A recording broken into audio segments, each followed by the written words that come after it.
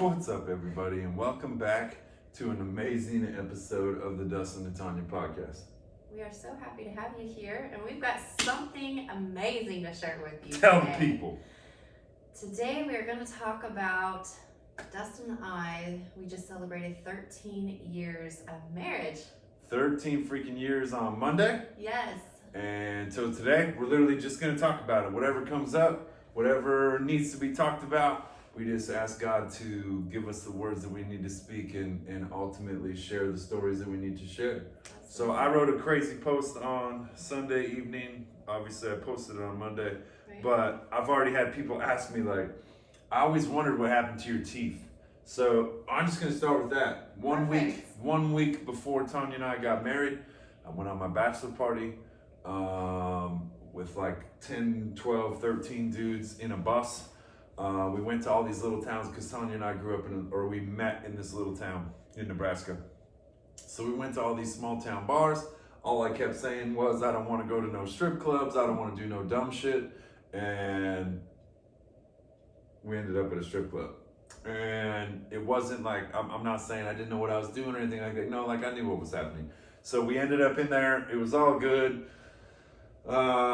I was super, super drunk, and so was everybody. Like, we were drinking a crap load. And so I went outside to smoke a cigarette. Like, I needed some oxygen. And at the time, I smoked cigarettes. And we were outside smoking, and this guy came over, and there was a shattered bottle in the parking lot. And he told us to clean up our mess. And I said, look, man, it ain't our mess.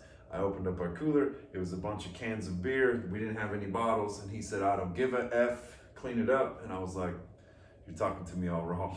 This isn't my mess. I'm not cleaning it up. And obviously there was some words spoke, and some of his buddies came out, and some of my buddies were standing there.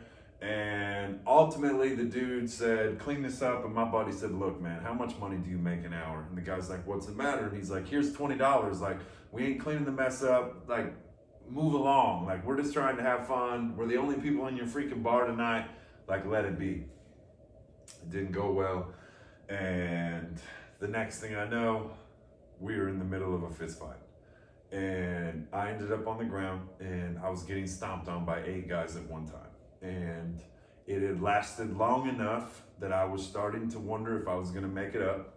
I was drunk, and the beating was getting worse and worse and worse, and I didn't know how much I was gonna be able to take. So I just knew that I needed to keep my head protected, and I knew that I needed to get off the ground eventually. And so, long story short, I was getting kicked, and I was like trying to time it right. I knew I needed to get off the ground. I protected my face. Dude kicked me in the right, dude kicked me in the left. So I put my hands down to like push up off of the ground, and my man came in and kicked me right in the teeth. And so my teeth came together, split my lip open, like everything was bloody. I spit my teeth out, like curled back up.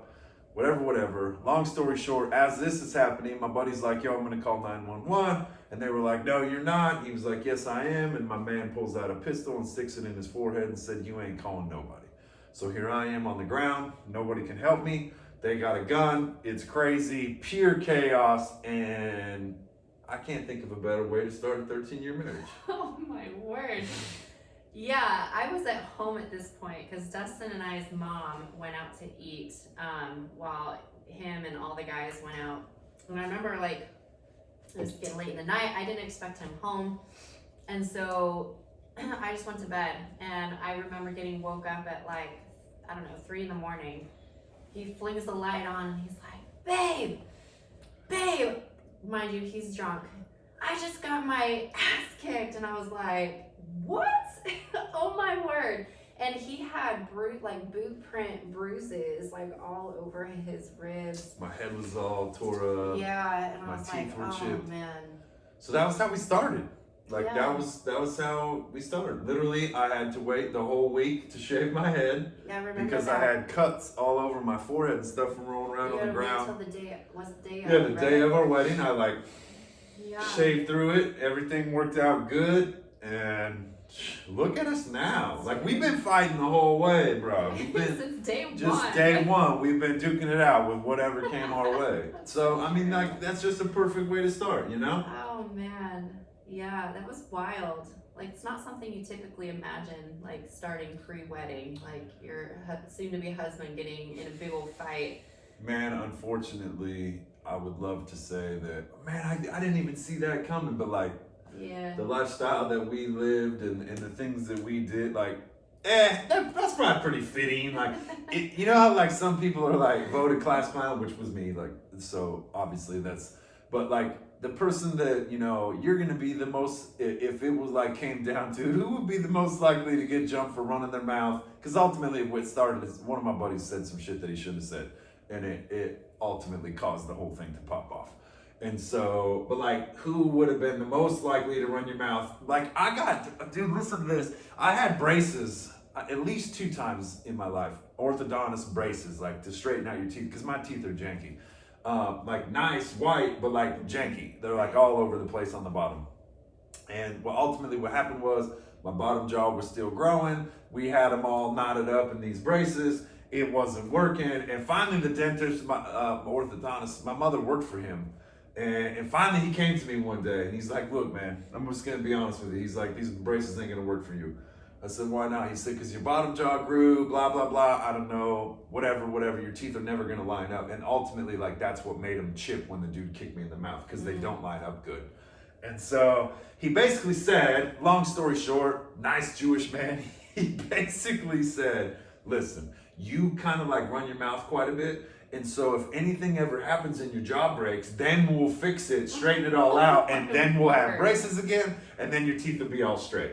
And I was like, oh, okay, cool, sounds good, you know? So ultimately, like, I was kind of like, you know, on that path. Yeah, I was kind of on that path to get my teeth fixed.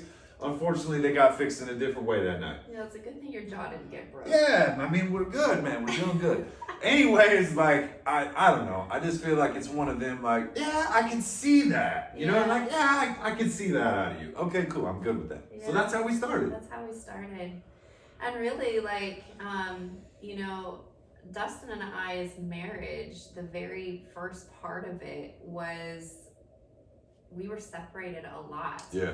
Not by really choice, but like when I met Dustin and just, you know, chose to marry him, he was working for a railroad company where he traveled all the time. So I already knew that he was gone all during the week, only home on weekends. And that was the life that I chose. I loved him and I was like, this is the life we're gonna do. This is awesome. And I remember that being such a, like, for what, 10 years? 10 years. Yeah. It was like that. And it was just a constant him gone during the week, home on the weekends. And there was a lot of periods where I remember I'd be so used to you being gone because it would just be me and the dogs at home and that was it. And so then you would come home and we would spend like maybe 48 hours together. Yeah, if you were lucky. And like, I don't know, maybe 8 out of the 10 years was like really heavy travel. Yeah. Maybe like 2 or 3 of them years was like home sometimes, home not sometimes. Yeah. This week I'm working, this week I'm not type of stuff. So it was like real unsure. Yeah. And I remember the first time you got laid off because of winter. Yeah. And he was home for like 2 or 3 months. Yeah. And that was like a big adjustment. I remember going through these like adjustment periods. Because I had already been laid off before. Yeah. So I knew what it was like. You did. But like for me, it was like, wow, you're home every single night. Okay. So it would take me like time to get used to having another person here all the time. And then I remember you would go to leave and I would like well up in tears and get all like emotional. I would sit and watch like Lifetime TV show and like eat ice cream. He-Man Woman Hater show. Yeah. You would leave at like, I don't know, 2 in the afternoon and I'd be like, okay dogs, we're gonna watch a sappy love movie and eat ice cream and cry our eyes out. But that was our whole, that was the whole beginning of our marriage. It was. And like, I worked hard. Yeah. And by worked hard, I mean like, man, we drove and we traveled and we worked and we drove and we traveled. Mm-hmm. So by the time it was time to get laid off, for me, it was a blessing. Sure. Like I was so exhausted. I was so tired. It was like, there's a time for work and there's a time for sleep. I remember like when I would first get laid off, literally like the first 2 weeks, all I would do is sleep. Yeah. You know what I mean? That. Just like, and I'm not a sleep person. Like I'm literally, today I was up at 3:45. Like I'm not a sleep person, right? I like to take a nap, right? Yeah. But like when I would get laid off, because we would basically work like 9 or 10 just solid months and travel all over the country, driving home every weekend, day in, day out, every week, just nonstop. That like by the time we would get laid off, it was like, oh man, I'm ready. And then I'd sleep for like 2 weeks. Sure. And it just seemed like the whole world slowed down. Mm-hmm. Yeah, and then it would be like a couple months, and then it would like, I always had money saved up and stuff, but then it would be like, okay. You were itching. When are we going back to work here? Like. Yeah, I remember you would like always find some form of project to like keep your mind focused or busy and building stuff or. Yeah, I always worked on hot rods, motorcycles, lowrider bicycles, hot rod lawnmowers. Dude, you even made us this cool. He made us this cool headboard for our spare bedroom. Oh yeah. Do you remember I that? had to be really careful with that. That thing was so awesome. Yeah, the like, steel pipe. It was incredible. Yeah, I had to be really careful with it though, because if you messed it up, if I messed it up, I had to literally like check it out a few different times because it was sort of the shape of a swastika, and if I would have like welded it up wrong, I would have needed to start over because it was like just enough. But once you've seen it, it was like, oh man, that's really cool. But yeah, like very easy to like mix this up. Yeah. Yeah, but no, that thing was really cool. We had a lot of good times in our shop. So yeah. The first house, when Dustin and I, it was right before we got married, we decided instead of going on a honeymoon that we were going to buy a house instead. And so we bought this house, and we basically said that we bought the shop and the house just came with it, because this shop was, how big was it? 30 by 40 steel building that was 19 feet tall, completely concrete, all wired and electric, and it was and then there was humongous. this cute little built-in 1890 house. It was like a 1-bedroom, could make the other one like a second bedroom because it had like those accordion sliding doors. It was a 2-bedroom, 1-bathroom, quaint little place. It was the perfect, like honestly, I love that house. Yeah. I really do. Yeah. Or did. Yeah. Still do. Sure. But I remember Dustin saying when we first got into that place, and he was like looking in the garage, and he's like, man, how am I ever gonna fill this place up? And then it was like 6 months. 6 months. And it was like, where am I gonna put my stuff? Dude, I had a Cadillac couch, like full on 64 Cadillac rear end of a car built into a couch that we hauled in the back of the Durango. Yeah. Fit perfectly. I had a gas pump. I had all the stuff. Yeah, like I had a ton of cool stuff. A Pepsi machine. Bunch signs, all kinds of stuff. Like we spent a lot of time in that shop. Yeah, I ended up with at one time I had 5 motorcycles, 4 vehicles, 2 lawnmowers, like 7 or 8 bicycles, 2 4-wheelers. Like we had all kinds of stuff that I was always working on something or doing something like up to no good. Always causing ruckus. Yeah. Making noise. Everything I had was super freaking loud. Yeah. Super loud. The Suzuki. Oh man. I built a motorcycle that was like she could literally hear me from like 25 blocks away. I always knew when he was coming home. I was like, oh, that's Dustin. I hear him coming. Yeah. That was crazy. That was crazy. But yeah, like even my mailbox was a custom, like looked like a motorcycle, all custom hand brushed, airbrushed paint flames, and it was like that burnt orange. Everything I messed with, like it all had to be custom, had to be touched, like, and that's still who I am. Like now, I even own the URL or domain or whatever for Hot Rod Homes. Yeah. Like when I first started building buses into houses, I was like, yo, we need to buy a domain like Hot Rod Homes in case we ever get into like, we're building, like, to me, it's like the new age hot rods. It's like, you make the bus look cool on the outside, and then on the inside, it's your house. Like, there's nothing more hot rod than building something that drives down the road, looks cool, and you can live in. Yeah. So that's like the new era for me is Hot Rod Homes. Yeah, I love it. What else? Jeez. There's been so much. What's something? What's the biggest lesson you learned? The biggest lesson, we just had this conversation, so it comes easy to me, but I think there's a lot of lessons that have been learned, being with somebody for 14 years, married for 13, and everybody has a story, and ours, we've definitely had some crazy moments, but I think the biggest lesson that I learned was communication.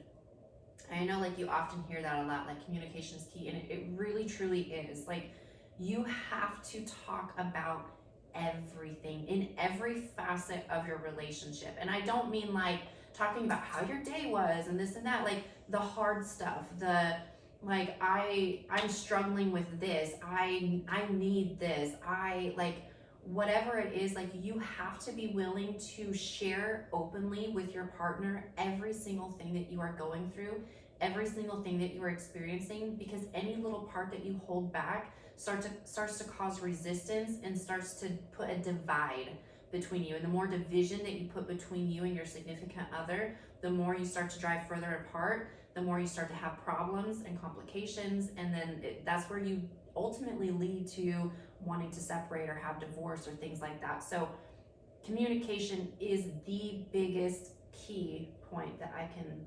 Yeah, and like you said, like, man, I'm not talking about what you want for dinner. I'm talking about real life stuff. Mm-hmm. Like, legitimately, you know, I was reading a book and it was about the fall of man, and it all started with Adam and Adam and Eve. Like, it comes from men willing to be silent, like, and not saying what needs to be said. My father's that way.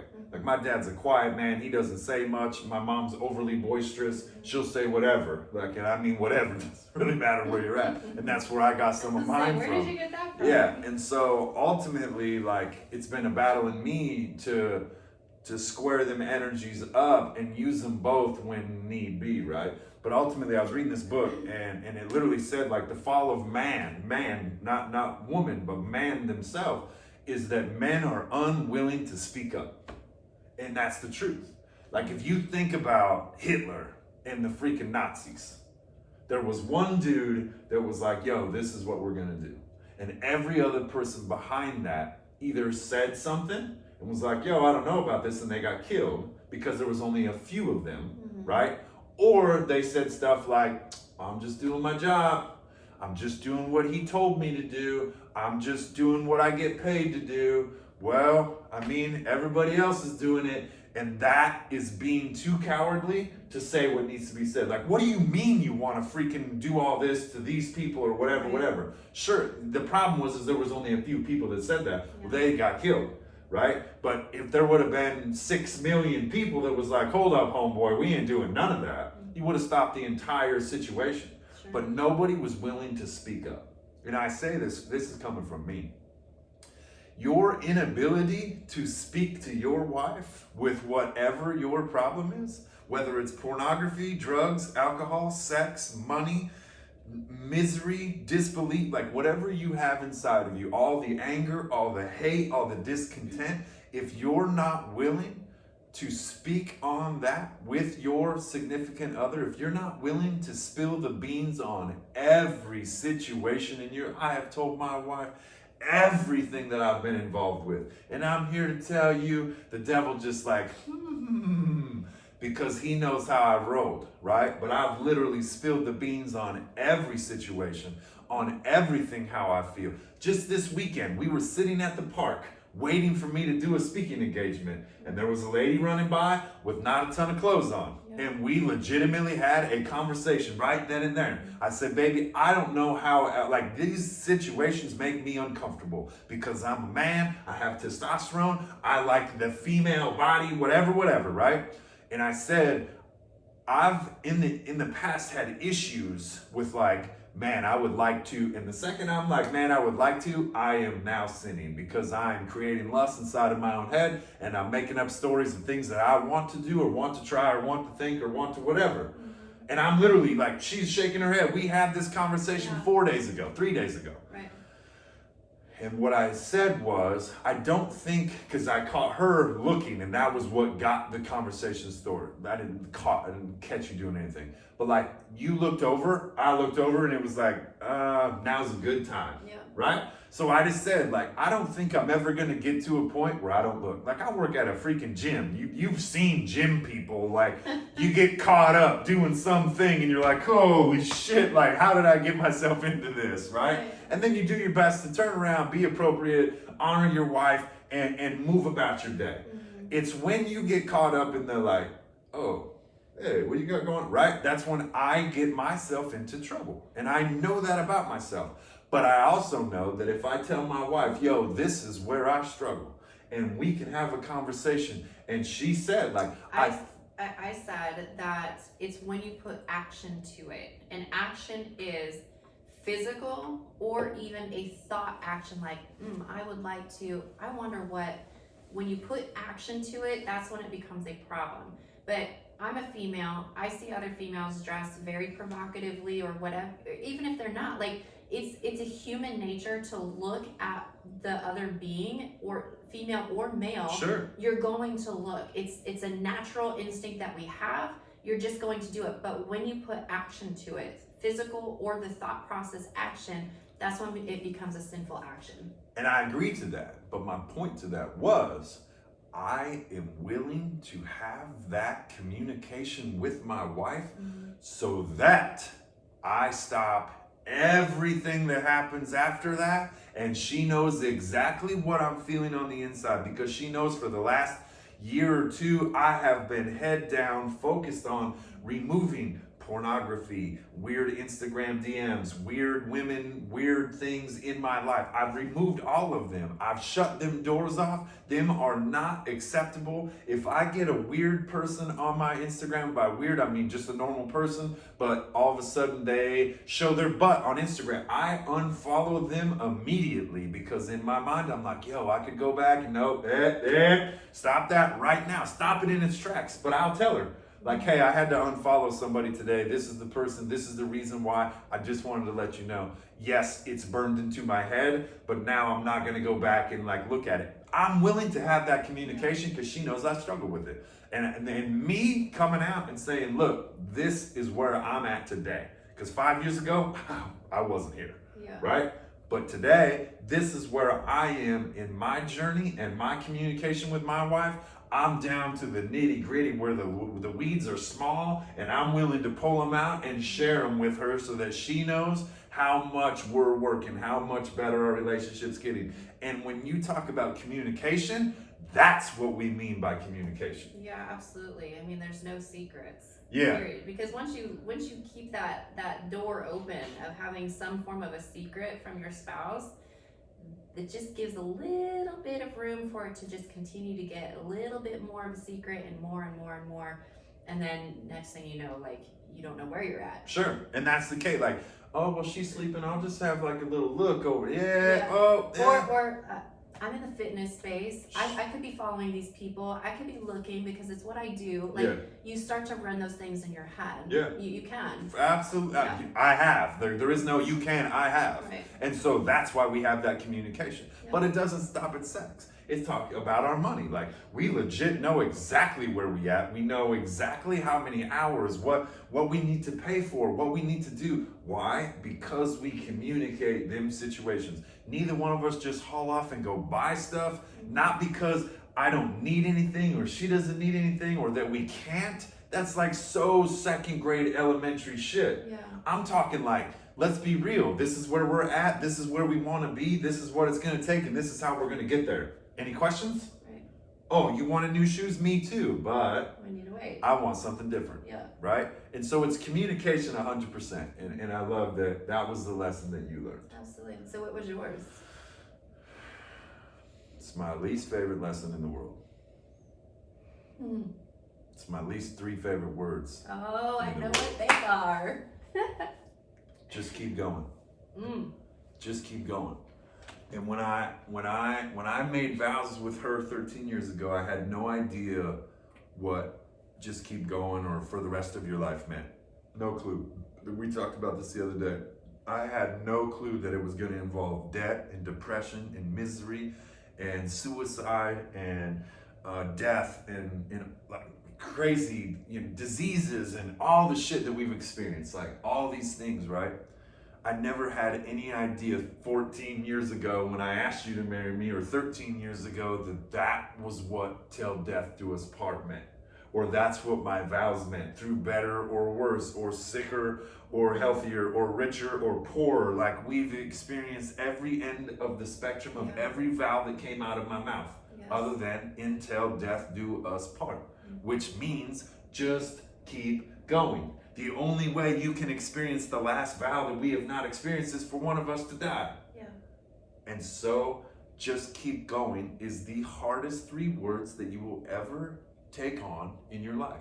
Death do us part is the hardest vow you will ever speak in your life, because there is no escape. There is no, and I'm not saying this is as a bad thing, like it's a freaking blessing, but it is hard. It means you can't quit. It means you're in this for life. It means that no matter what, work through it, work together, work it out, and move on with your life. Like, it doesn't matter what the situation is. I know somebody's listening right now like, but you don't realize. I do realize.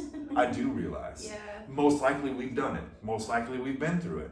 And I understand, like, it is freaking the hardest thing ever. It is. And just keep going literally like makes me cringe on the inside and like smile on the other side, because it's like, no, it's the truth. Like the only way to honestly make it through life is to just keep going. Yeah, and there's been so many moments where we've had to say like, just keep going.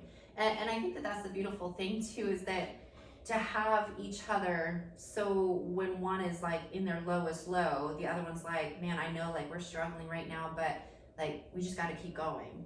And just to have that constant.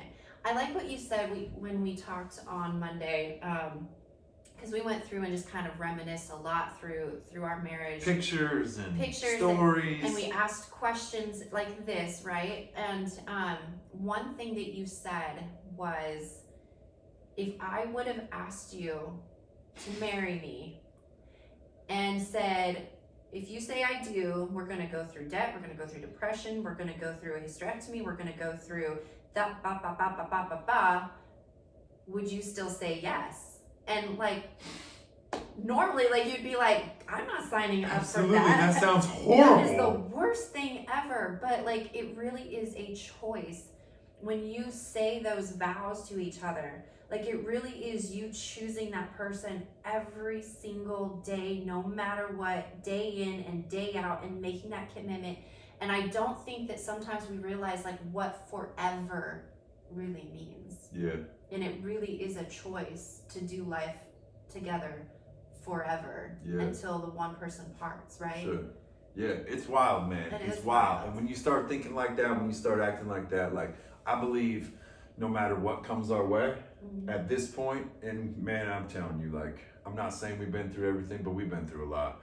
Now it's like seasoned, like, okay, here's the fight we're in now. Get your gloves, get your gloves on, get your stuff. Like, we're going again, round 82. We're about to do this. Like I said in the beginning, like, we've been fighting since day one.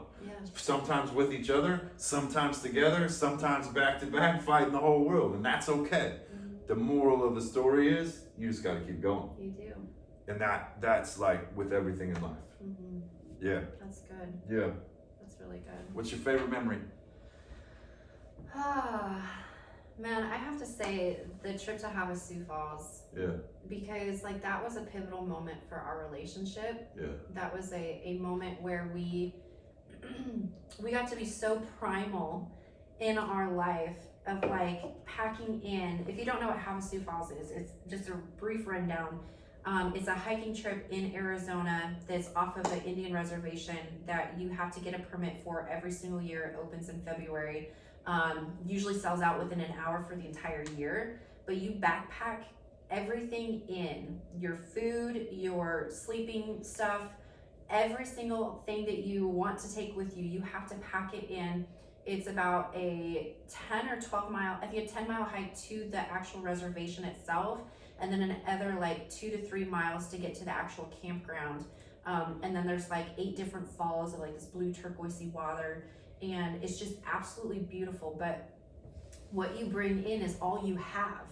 And you can bring in a little bit of cash, and sometimes they have like this taco stand or something. They make naan bread. Is that naan? No, can't.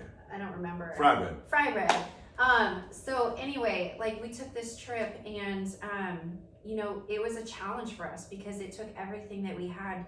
We never backpacked anything in like that. We never did a trip like that. And it was just a chance for us to see each other's true character in a challenging moment, how we would respond, how we would use each other as a team to get through our, difficult times.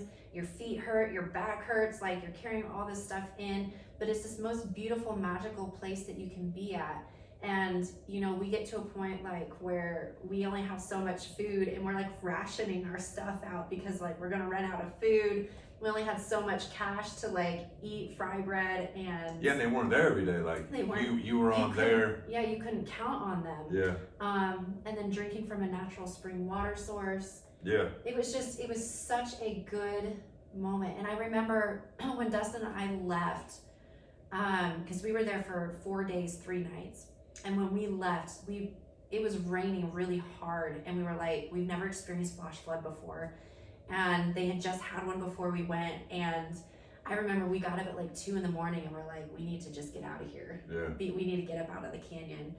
And on the way, we ran all the way out of water, all the way out of food, and we still had to hike up the switchbacks of the canyon during like the hottest part of the day. And we took everything that we had to get to the top. And you've probably seen pictures of us floating around in front of our truck, and we're both like standing there with our packs in front of us. And it was just like that feel good moment. Like, man, we really like worked through this together. We made it to the top, and we did it together. Yeah. And then we still had like an hour drive Yeah. to get to anywhere where there was food, or water, anything. We almost died. We I fell did. asleep. I was driving. We both woke up at the same time. Like, holy cow.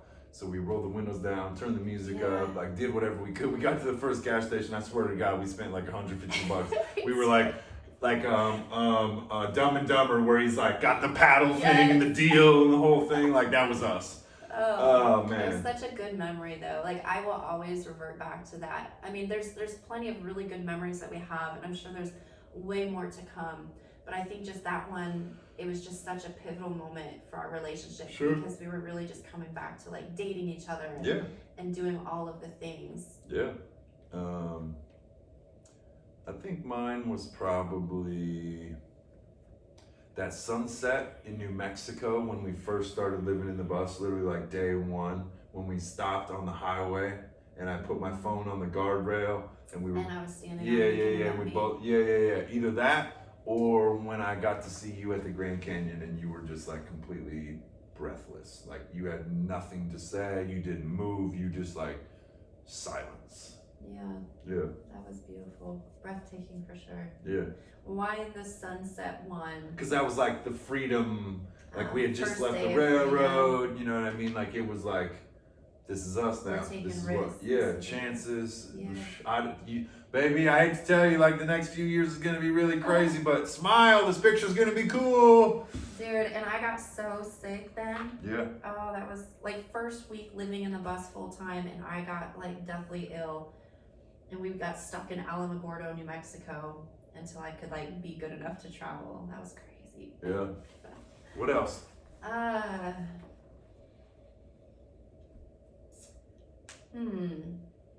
What's your least favorite thing that's happened so far?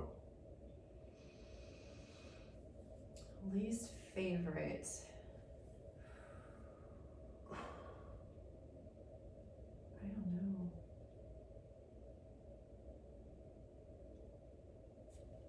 Okay, that's a big pause. That is a big. What is the biggest thing you want to take moving forward?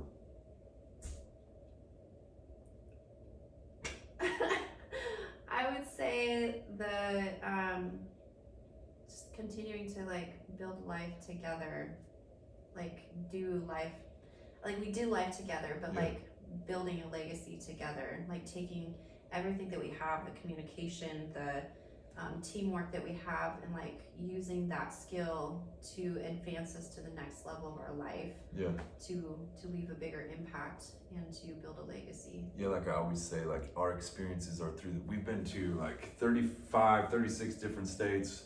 We've stayed in like 100 different motels. We've been to like 22 national parks. Like our experiences and like life, disease, like all the things we've been and done and all that, like our experiences phenomenal for our age and what we've all accomplished and stuff, and obviously with experience comes wisdom.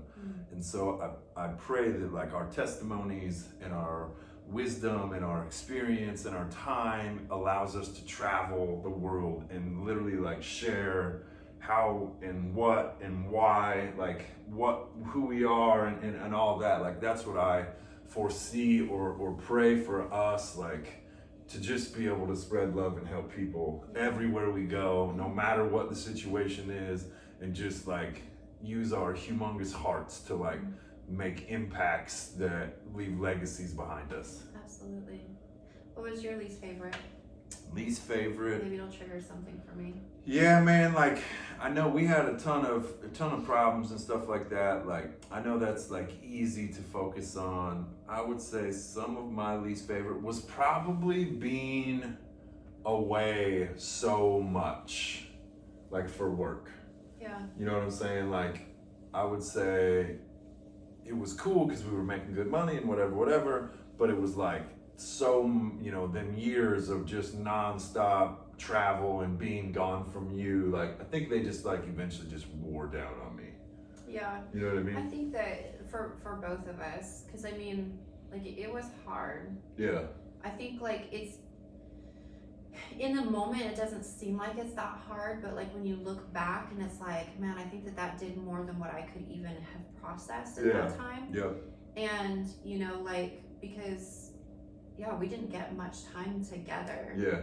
And obviously like that caused some divide in our relationship, you know, which we definitely made up for. Sure. But like it's expected. Like long distance is hard. Yeah. It really is. Yeah. But yeah, I think taking time every year to reflect back on the year past, to like, cause you don't, like when you got the blinders on, when you're in the shit, when everything's going, you don't even realize, right? And so like every year we always set goals and what we want to achieve and where we want to be and whatever. But like at the end of the year, when you look back and see like you weren't even actively working on a lot of that stuff, but it was like, oh, we got this and we got this and we got this, because you're working towards the ultimate goal, which our ultimate goal is what I just said. Like the what in our life is we want to literally help people stop struggling. Like we've had a ton of life experiences and wisdom and all that stuff, and we love pouring into other people and being able to do that. Our why is obviously because we've experienced it. I want to help other people not experience so much struggle. I wrote an entire book called Strength Through Struggle. Like that's my jam. And like, you know, I've got certain things that I'm good at speaking and breathing life into people. And she has creative ways to make things and help people feel loved and connected and all that stuff. And I just pray that we're able to take this on the road. Like our whole goal is to travel the world, literally spread love and help people. And so we just pray that God opens them doors for us and allows them things to happen for us and allows us to use our testimony, our trials, our tribulations, all of the things that we've been through to ultimately spread love and light all across the freaking world, man. And like, that's why we do it. We're just not sure how yet. Yeah, we don't know how we're going to do it. And so that's what like we continue to work towards every freaking day. We need to stay healthy. We need to stay fit. We need to stay pushing forward with our goals and things like that, knowing that God's going to open the paths and the doors that need to open for us to create and do what it is that we want to do. Yeah. So, with that, what does the future, what is I'm 37. What does 40-year-old me look like? What are we doing at 40? Ooh. Don't you dare take what I just said. I was gonna say, like, I envision you standing on stage and speaking. That's it? Am I standing on my head? I mean, you might be. Like, you've done it several times. Handstand walking across the stage. I came across a lot of those videos when I was looking back. In 2018, Dustin was on a roll of learning to walk on his hands. So like everywhere we went that was like a really cool view or whatever, I had video of him too. I never got very good at it either. That's just being humble. Like I never was very good. Me, I just told you before this started, I said I've always had this weird thing. I'm gonna tell you guys 2 quick little stories. I think it was 31.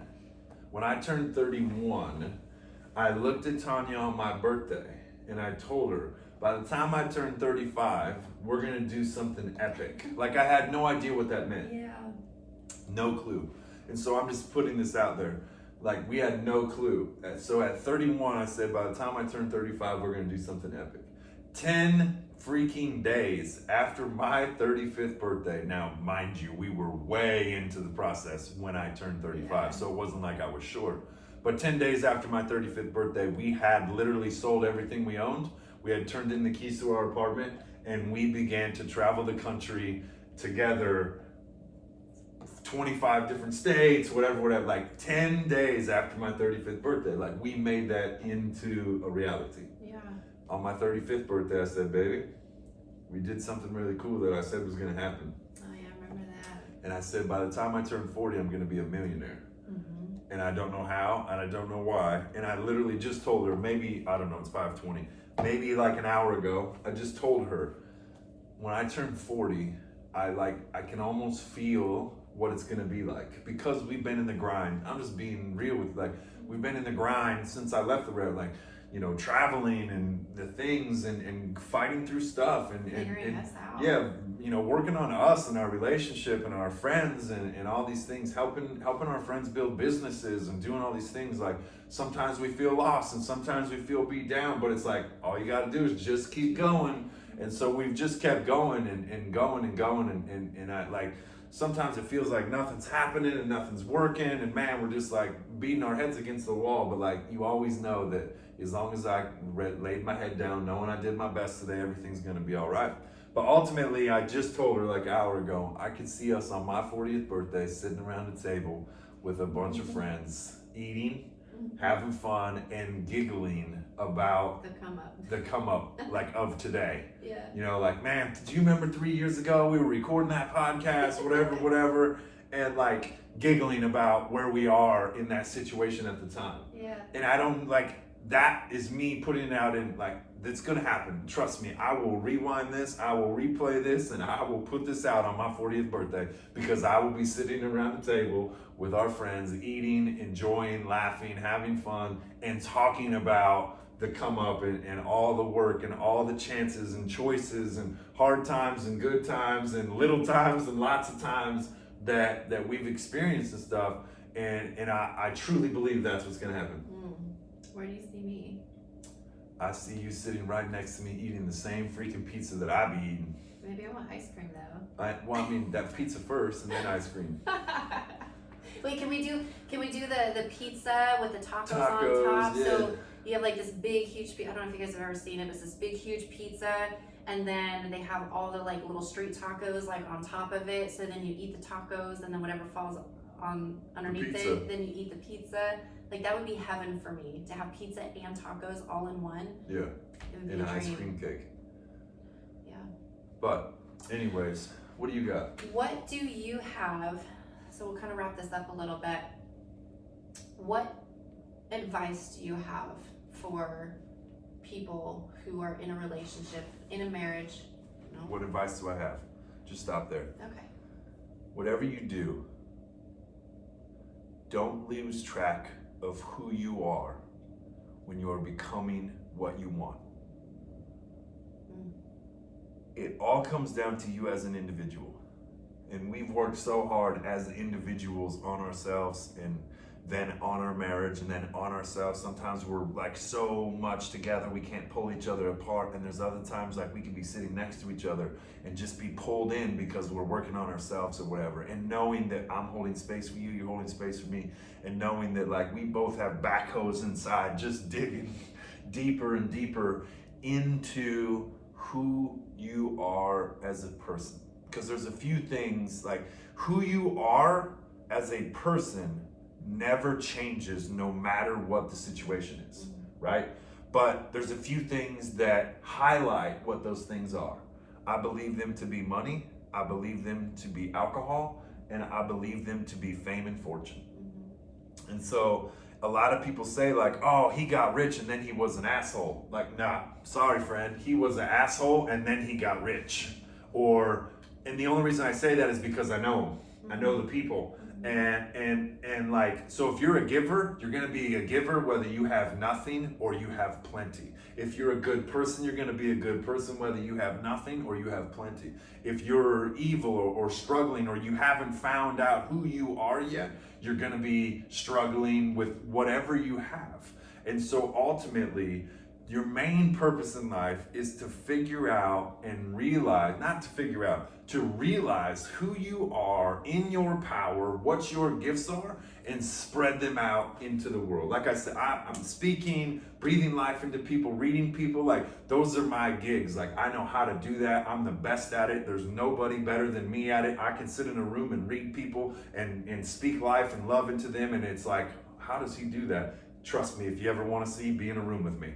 But what I'm saying is using them gifts, using them talent, that's who I am. God created me that way. He gave me them gifts, and it's all his glory, right? But using that and never losing that. Just because you started running around with this crew, or just because that person over there has something that you want, doesn't mean you have to become somebody else to become what you want. So who you are should never affect what you want to be. You should always remain who you are. Remain in integrity, remain in yourself, remain the person that you are at your core, and everything else will take care of itself. Your marriage will be better, you will be better. You won't always be looking for how to fill voids and how to fit in and how to post right and how to speak. No. Like if you remain who you are at your core, it doesn't matter what room you walk into, people will feel your presence, and they will also understand that like, well, that guy doesn't give a shit about what other people think because he is who he is. We're so mixed up right now in this society where everybody's confused and nobody knows who they are. Yeah. And that honestly, my best advice is to know who you are, and then you can answer, what do you want? Where do you want to be in 5 years? Like all those things. You don't know squat unless you know who you are. So when you know who you are, I can know who we are here. I can know who we are with God. I can know everything is going to be okay because I know that I'm okay. Yeah. And I know that you're okay. Right. And as long as I know that, everything else will take care of itself. That's really good. What about you? What keeps popping up for me is to never stop the drive to continue to grow. And what I mean by that is like digging in, it kind of ties into what you're saying, but digging into who you are as a person and working on yourself, asking yourself deep questions and like thinking into those things instead of just settling. Like don't ever settle. Know that you are made for greatness and that you are able to achieve whatever you want. Like you just have to be willing to work and continue to like plant those seeds in your brain and into who you are. So like reading, getting around people who challenge you, who make you think, like that is going to ultimately lift you up and lift you into a higher place for you to step into who you truly are, because then you get like a different perspective, you get a different view, and it gets you to continuously want to figure out more of who you are inside. And I think as we continue to grow, and I only say this because looking back at the last 13 years, like how much we have grown. Like I feel like I am now in a space, and I'm still working, I'm still growing, and I think I will continue to always be that person. I want to be, yeah. I want to, yes, I never want to get stagnant, but like it's brought me to a place to really feel comfortable with who I am, and I'm still working on this every single day. Like it's really coming up for me a lot now, but like being okay with who I am, not having validation from other people, not doing what, well, this person says you need to do this and you need to do it this way. Like, no, I'm going to do it my way. Like, This is who I am. I don't need to do it this person's way because that's what worked for them. Maybe their way doesn't work for me because I'm not them. I am me. And so like, just as you continue to pour into yourself, to continue to think bigger and grow and develop inside, the more that you will start to outpour and shine who you really are as a person and feel that confidence of who you are in your true being. And it wouldn't matter who is around you because you are okay with you and who you are and what you are doing and what your purpose is on this earth, and that will help you feel like the happiness and wholeness. That's what I'm trying to say. Like the wholeness within, and not have that void that you're constantly searching for and trying to seek validation from other people. Boom. Boom. With that, that's 13 years wrapped up in, I don't know, an hour. Yeah, I can't see the time, but yeah. Yeah. How's it feel? It feels really good. Like I told you the other day, it's one of those, like, sometimes I look back and I'm like, man, it doesn't seem like it's been that long. And then there's days that I'm like, gosh, I feel like that was forever ago. Yeah. You know, it's just this really weird. So we redid our vows. We did. In the lake. Or we did it on the couch. We did them on the couch. Yeah. Over a bowl of ice cream. Over a bowl of ice cream on Monday night. Yeah. And like just kind of got down to business on what to expect. And all I said was, it doesn't matter what's going to happen, or I don't know where we're going or what we're doing, but I want to do it with you. I don't know what we're up to or how it's going to be, but I want to do it with you. We just kind of like rattled some stuff off, and by rattled I mean it was very heartfelt and real serious, but ultimately, like, I just want to do the rest of my life with you. Likewise, babe. Yeah. And so with that, like, that's all we got. That's 13 years of wisdom and knowledge, experience, and this is us, man. This is who we are, and it feels good. It feels like we're coming into ourselves right now, and I think there's some really big things on the horizon for us. So we hope to bring you guys along with us. We hope you guys get something from this, and we hope you continue to follow us, and we hope we can continue to motivate, inspire, and help you guys transform into the greatest version of yourself. Yeah, because we're going to just keep going every single day. You just keep going. All right, guys, thank you so much for listening to this episode. Like Dustin said, we hope you enjoyed it. And if you took anything away from it, please share it with us. We'd love to see or hear what it is that, you know, maybe resonated with you or kind of like hit home for you. So let us know. We'd love to hear your feedback. And with that, thank you guys. Have a wonderful day. Much love, y'all.